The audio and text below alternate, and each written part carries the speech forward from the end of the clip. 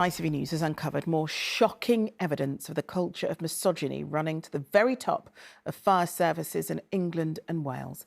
As part of our 18-month investigation, we've seen sexist and derogatory WhatsApp messages sent by the two most senior male officers at Shropshire Fire and Rescue.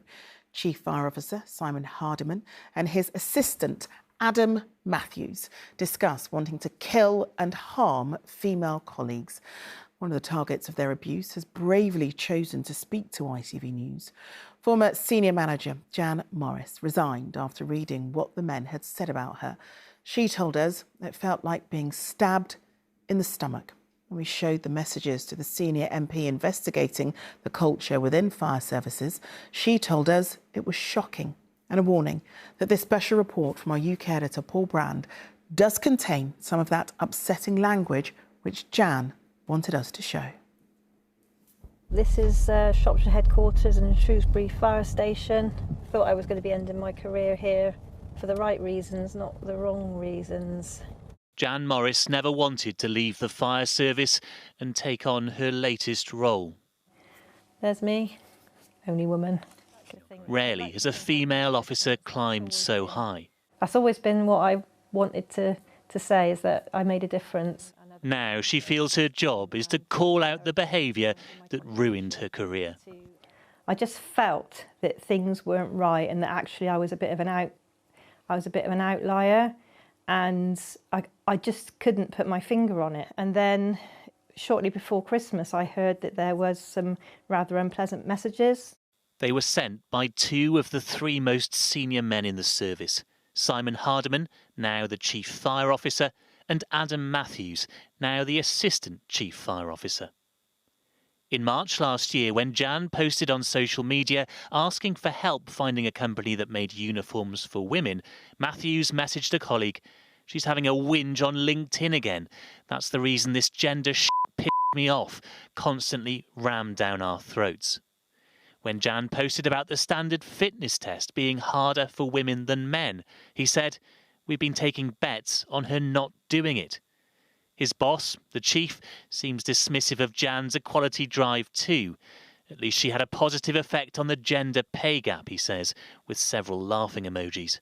When a colleague replies with a job advert in a neighbouring service, he adds, "Got a good mind to send it to Jan, but does that look too forceful?"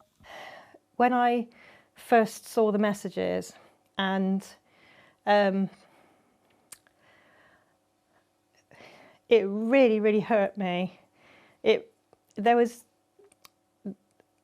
didn't understand how people could be so nasty, and it really upset me. It was like somebody literally stabbed me in the stomach. It was like a proper gut punch.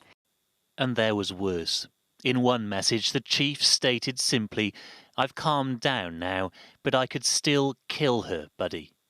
"She does the square root of all," said his assistant chief, adding later, "I've got no loyalty to the lazy cow," before posting a cartoon of someone being thrown under a bus.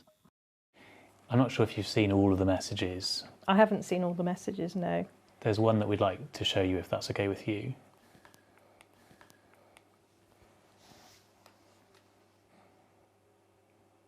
Oh, wow. You okay, Jan? I just don't understand why they would want to do something like that, or even think it's okay.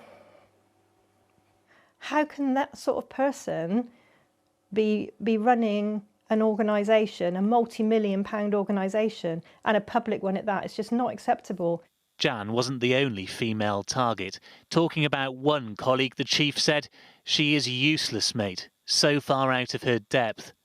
Talking about another, the assistant chief asks, "Why should we bow down to dog breath instead of telling her to f*** off? If they ain't happy, get the lazy cow to do ops, meaning operations. F*** bint."